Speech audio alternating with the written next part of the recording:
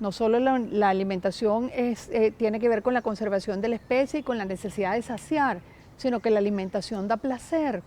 Y da placer porque está vinculada a la psiquis, está vinculada a la memoria, está vinculada a la afectividad, está vinculada a los recuerdos.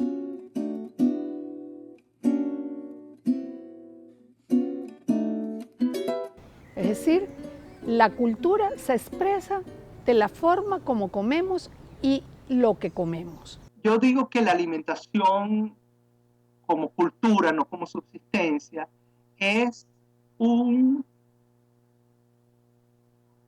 proceso que media la socialización.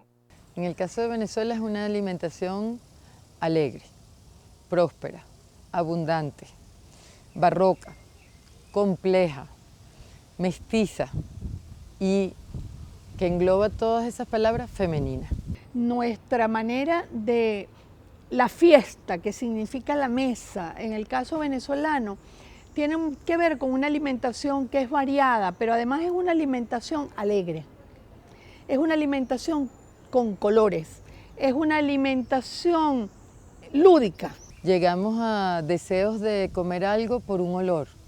Yo creo que lo primero es el olor. Después viene el sabor y el sabor está conectado al lugar donde nacemos. El sabor es algo que se forma, es la percepción de un conjunto de elementos que forman esa memoria gustativa de que estoy hablando. Pero cuando hablamos de sabor, no solamente estamos hablando de esa percepción del gusto, sino estamos hablando de los elementos culturales que acompañan al gusto. Cotidianidad o la que tenía en Venezuela, pues yo como arepa todos los días. Consigo la harina pan en un farmer market de unos chinos que venden de todo. Bueno, un perro caliente de la Plaza Venezuela, no sé si eso existen todavía, pero un perro caliente en la calle con un vaso de frescolita, de plástico, así, ¿sabes? Esas combinaciones de sabores únicas que tú dices, bueno, no hay ningún país del mundo donde yo vaya donde el perro caliente va a saber igual y me lo voy a tomar con un vaso de frescolita, ¿no? Por eso es que muchas veces una persona puede decir, oye, cuando pruebo este plato me sabe a Venezuela. O digo yo que la definición basada en sabores no es tan importante o tan llamativa o tan interesante como, como nos define el rito mismo gastronómico. Sin duda, con maíz, ají dulce, ya un venezolano en cualquier lugar del mundo donde esté, siente que está con valores propios en la mano, ¿no? El aroma de una arepa caliente en las manos, con el relleno que sea, cuando uno la parte así, es propio. El café, sin ser nuestro, el café nos identifica. Yo diría, por ejemplo, que sin ser venezolana, pero con una extensión muy importante y con un protagonismo muy importante en las mesas hogareñas, el plátano ocupa un lugar muy especial. Por ejemplo, las clases media alta de Venezuela, de Colombia, del Perú, de Chile, comen más o menos lo mismo, tienen más o menos los mismos rituales, les gustan las mismas cosas y así. Yo creo que con esos tres elementos de comino, maíz y ají dulce, estaríamos bastante aproximados a lo que es para mí el sabor venezolano.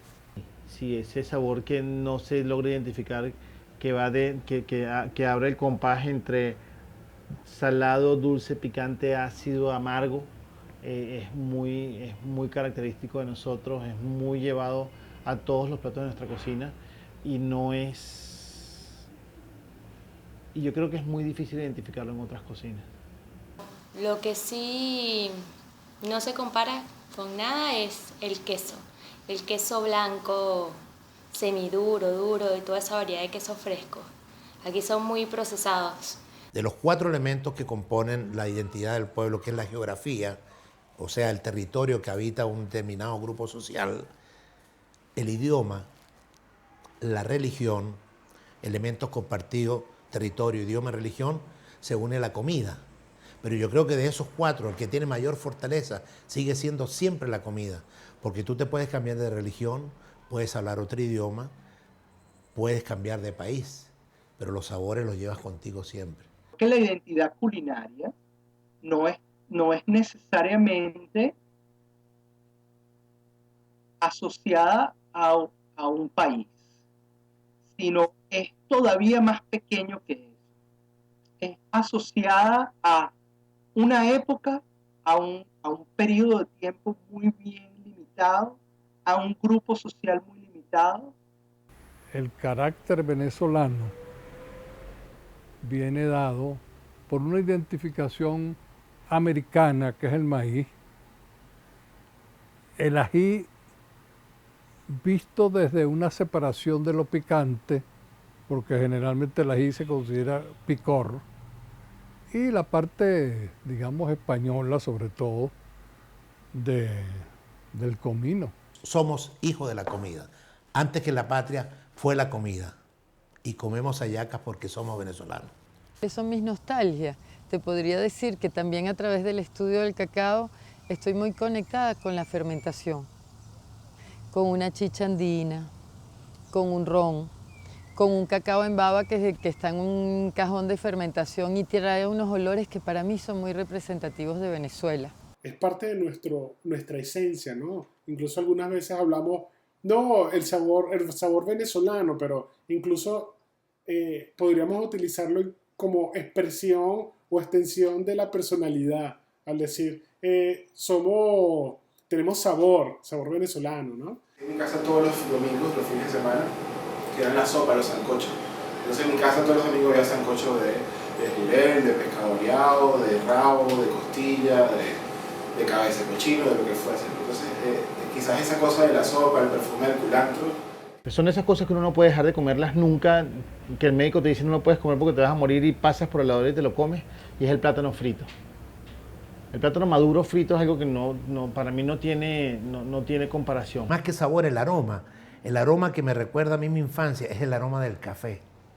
Y por una razón muy simple, mi padre, él era un gran cafetero, le gustaba tomar café todos los días. La hallaca, obviamente, creo que es algo que es un detonante ahí para cualquiera, ¿no? Entonces yo de pequeño puedo reconocer eso. Recuerdo de mi niñez los dulces.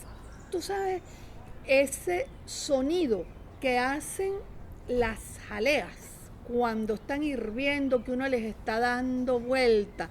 Ese sonido de la jalea de mango cuando explota.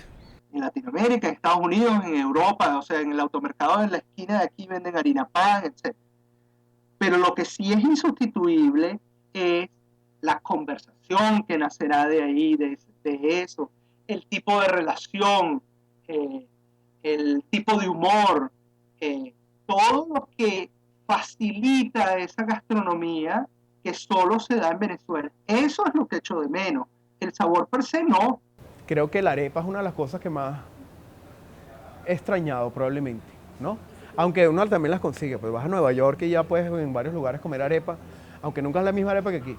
Es un poco difícil conseguir los ingredientes, siempre tengo que estar buscando en mercaditos mexicanos, donde siempre se consigue más la blanca que la amarilla, pero la consigo. Es una ciudad donde puedes conseguir de todo un poco. Lo que más costaba en conseguir, ya se está consiguiendo, que es la cuestión por los quesos. Pero de verdad, el sabor como tal, yo creo que es el sabor de casa, el que te cocine tu mamá. Cuando he salido de viaje, no ha sido por temporada muy larga, creo que 40 días es más largo. Generalmente uno anda buscando sabores venezolanos en esos viajes porque es poco tiempo. Pero quizás si he extrañado algo, podría ser decir que es la arepa. Por ejemplo, he extrañado mucho los quesos blancos, pero enormemente. Me ha parecido que no hay queso, que no hay queso. Acá es muy difícil conseguir un buen queso, es una de las cosas que más extrañamos de nuestro país. Sin embargo, hay opciones que consideramos con un queso típico de acá, como es el halloumi. El halloumi es un queso, digamos, típico de la zona, un poco salado y muy grasoso. La mayoría de los quesos de acá son quesos que provienen de la leche de camello, se hacen con leche de camello, la cual es muy densa y muy grasosa.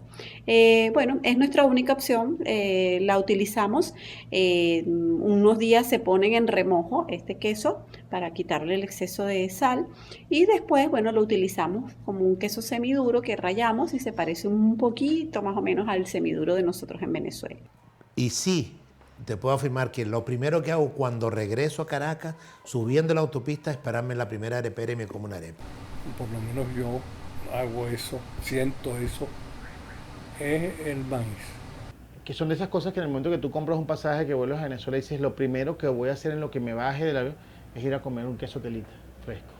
Semillas me llevaría la del ají, obviamente, pero eso no se da en ningún lado. No existe el ají dulce acá. El maíz. Me llevaría muchísimas tabletas de chocolate amargo, hasta que me alcancen. Una mate de merengue, una mate de tamarindo, una mate de pomarrosa, y entonces, bueno, son un poco las frutas con las que crecí, y entonces esas son las que uno quiere cuando se... Es como el Rosebud del ciudadano Kane, ¿no? Que cuando uno se está muriendo, ¿sabes? Suelta la bola de cristal y dice, hay una pomarrosa de Ciudad Bolívar. Me llevo 2. El ají dulce y el cacao. Si entendemos por plato totémico esos platos rituales por los cuales sentimos un particular respeto y que se convierten en unos platos que conservamos en función de determinados códigos. Códigos no solo culinarios, sino códigos en términos de la representación, en términos de la comensalidad, en términos de las oportunidades en las cuales lo servimos. Yo diría que muy parecido a eso, a nivel general, está la yaca. Mi mejor carta de presentación es hacer una buena arepa con pollo y pollo y queso amarillo, lo que llaman la catira. Eso, pues no hay una persona que no le haya gustado. Mira, nosotros somos arepa, pero si me conecto con esa parte ancestral de un país que tenía un territorio que aún no se llamaba Venezuela, es la yuca. Pero hay uno que por su complejidad casi barroca y la presencia de este en todas las regiones de Venezuela y en todas las familias de Venezuela, yo podría decir que la yaca. Yo creo que si unes todos esos elementos que la conforman, le sumas a eso que se hace en todas las regiones de Venezuela, yo creo que es un buen elemento para, digamos, sintetizar o traducir lo que es Venezuela en términos de costumbres asociadas a la comida, ¿no? El plato bandera venezolano es la yaca. Sí, yo no lo voy a desmentir, pero en realidad, y yo sé que a mis compatriotas le provocará tirarme piedra, nuestra yaca es sumamente parecida a la yaca veracruzana. Son ambos tamales. El concepto de tamal abarca la yaca venezolana y el tamal veracruzano. La esencia como tal estaba entre el ají dulce, el punto de papelón. Bueno, mi abuela sí le ponía un puntico de papelón, le ponía mucho ají dulce, picante, las arepitas, le ponía también chicharrones. O sea, para mí la galleta de gallo era la que hacía mi abuela, ¿no? Cuando uno se va a la de don Armando ya es otra cosa. Pero en sí el sabor es casi que, por decirlo, una yaca líquida o el resumen de ese sabor de la yaca comido de otra manera, ¿no? La experiencia ayaca no es la yaca sola, sino es todo esto que lo rodea, es todo este ritual se luce, por decirlo allí, cuando está con una rebanada de pan de jamón, una ensalada de gallina, un dulce lechoso al postre, o la torta negra, el ponche crema. La experiencia ayaca no es la yaca sola, sino es todo esto que lo rodea, es todo este ritual. Sería decir que la yaca por sí sola, como un tótem, se mantiene, pero no es cierto. Para el año nuevo no me importa mucho, pero para el 24 de diciembre, el 25, o sea, una yaca y un pan de jamón tienen que estar allí porque creo que no es Navidad sin eso. No hay venezolano que en diciembre no se coma al menos una yaca más condimentada, menos condimentada, con carne de cochino, de res, de lo que sea, pero se come una yaca y el que no come yaca en diciembre no es venezolano. Yo creo que eso es un plato totémico, como puede serlo también la arepa, que es el pan nuestro de todos los días. Mira, siendo un niño yo creo que la arepa sigue siendo como un elemento bastante dúctil, pues es muy versátil, es decir, la arepa la puedes rellenar con cualquier cosa y seguirá siendo una arepa. Eso es lo interesante. Y creo que es un buen portador de lo que puede ser nuestra cocina. Creo que le haría un perico con una arepa y queso blanco rallado. Un jugo de guayaba, de mango. Una arepa rellena con queso, con un buen queso fresco. Un tequeño y de beber le daría chicha.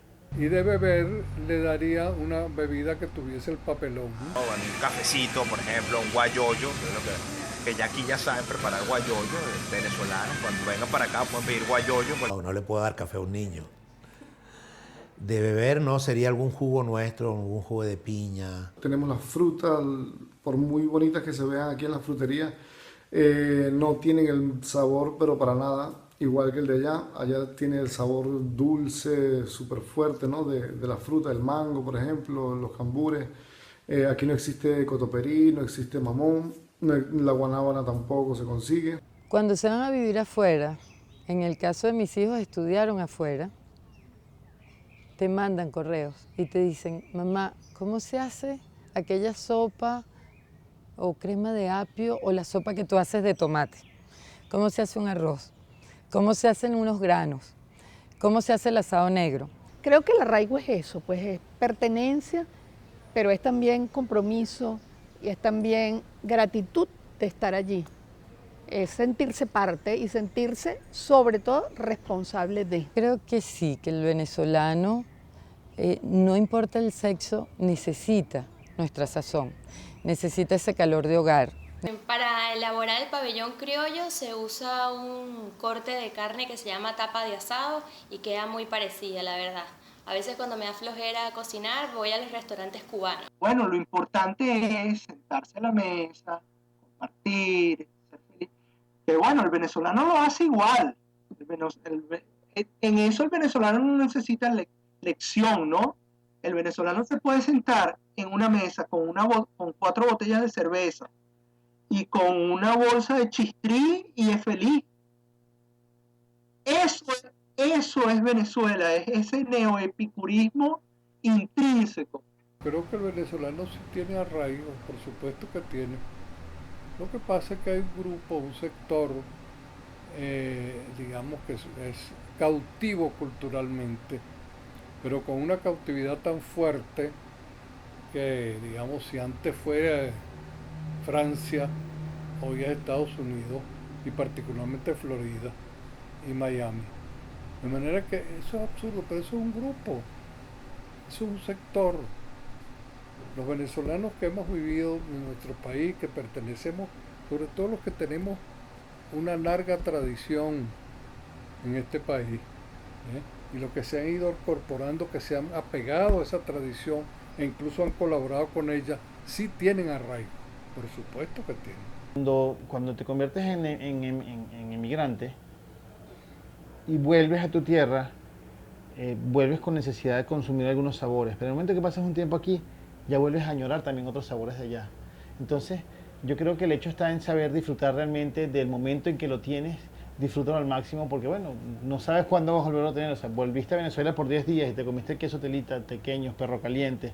O sea, yo tenía como una lista de prioridades. O sea, yo tenía arepa con queso telita, tequeño, perro calientes y hamburguesas en la calle. O sea, había una cantidad o parrilla en casa de los amigos. O sea, había como muchas cosas, pero que yo creo que estaban también envueltas por un poco por ese manto de la experiencia, ¿no?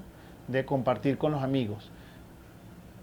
Pero sí hay esos sabores, como tú dices, ese sabor que es necesario para sentirse arraigado al país. Para mí es ese, como te decía, el queso fresco. Los venezolanos nos pusimos a comentar esa falta que nos hacía lo del queso y decidimos poner el queso más salado de aquí en leche con sal y lo dejamos, creo que fueron 2 semanas aproximadamente, y bueno, resultó bastante bien el invento y algo saló, ¿no? Lo que pasa es que la textura no es como la del queso llanero de verdad. Y yo en el CEGA, que es el Centro de Estudios Gastronómicos, lo que he dicho siempre es, no hagas esfuerzos en aprender cocina japonesa o cocina francesa, aprende la cocina criolla, porque lo que tú tienes que decir, tu mensaje, lo que tienes adentro, es eso.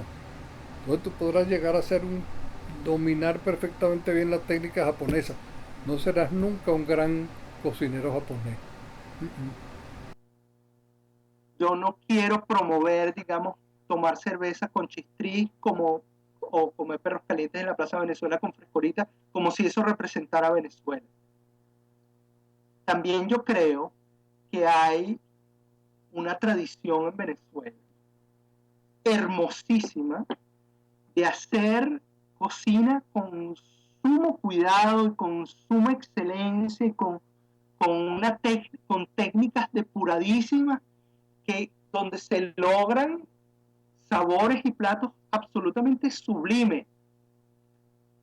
Bueno, y el ejemplo más conocido es esa cocina de Escanones. La cocina venezolana no está en crisis.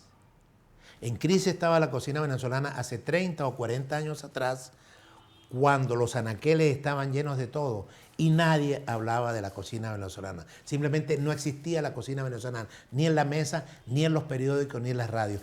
Venezuela no es conocida por su migración. No sé, cuando Gómez, cuando Pérez Jiménez, ahora. Resulta que no nos gustan las dictaduras. Nos gusta la libertad. Toda esa gente, por primera vez, está marcando al mundo con sabores y aromas que antes no se conocían. Arepas, cachapas, asados negros, tequeños, dulces criollos, quesos blancos. ¿Qué le puedo aconsejar a alguien que se fue? Bueno, que cocine lo mejor que pueda, con lo que pueda conseguir sus sabores y no solo eso, sino además que los divulgue. Que si usted afuera siempre tiene gente que es local, que es de ahí, que quizás no conoce las cosas que nosotros hacemos aquí. Y una de las cosas que nos falta a nosotros es eso, es divulgar nuestra cocina. Hoy en día yo siento distinto a las personas que se fueron. Los felicito de tener ese esfuerzo, ese empuje, esas ganas de llevar nuestra cultura a otros países. Sí, espero que regresen.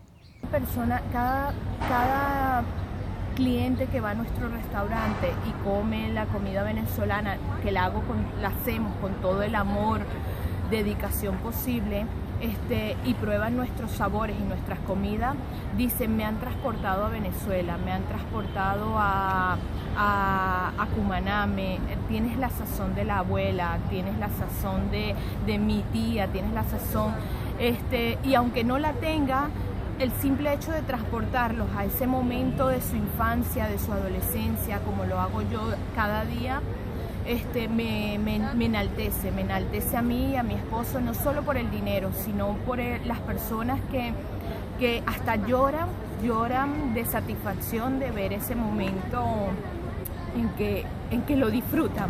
Y eso me enorgullece mucho y me lleva a lo más alto. Y cada día quiero recordar a mi Venezuela. A esa gente le digo que, digamos, una manera de consuelo del exilio es el poder degustar, es decir, oler, gustar los sabores nuestros. Eso reconforta mucho. Y a la vez, eso remarca, subraya y refuerza la necesidad de volver, que es lo que nos hemos quedado aquí, desearíamos que pasara, que pudieran volver. Darle mensajes a los que hoy se están despidiendo de nosotros y que cada vez parecen más a menudo agarrar su maletica y de Maiquetía en adelante. Lo que se les puede decir son, yo creo que dos cosas. Primero, que los caminos estén abiertos y que puedan encontrar lo que están saliendo a buscar. Y lo segundo, que vuelvan pronto. Claro, que aprendan a cocinar, que se compren el libro de Escanones, que ya seguro lo tienen todos, y que cocinen de verdad el libro de Escanones, que sigan las recetas y que aprendan a cocinar. ¿Qué más? Por las circunstancias que vive Venezuela en este momento, la partida de tanta gente valiosa es dolorosa. Es dolorosa para los que nos quedamos acá y también dolorosa para ellos. Pero tiene algo positivo. Lo positivo es que muchos de los que han tenido que emigrar, ¿qué es lo que hacen para subsistir? Es cocina venezolana. Porque es lo único que saben hacer, o porque es lo más fácil de hacer, o porque es lo que los mantiene unidos a de dónde vienen. Entonces, toda esa parte negativa que implica el exilio, la diáspora venezolana por razones políticas y económicas y de seguridad, se revierte en función de la comida, porque ellos en el exterior son hoy la vanguardia de la cocina venezolana, la punta de lanza de lo que se come en Venezuela. Hay más de 600 restaurantes venezolanos por todo el mundo, desde Australia hasta Islandia, Canadá. No hay ciudad del mundo, capital importante, donde no exista un venezolano que por lo menos haga arepas. Y eso es positivo para la cocina venezolana, porque nos comenzamos a dar a conocer.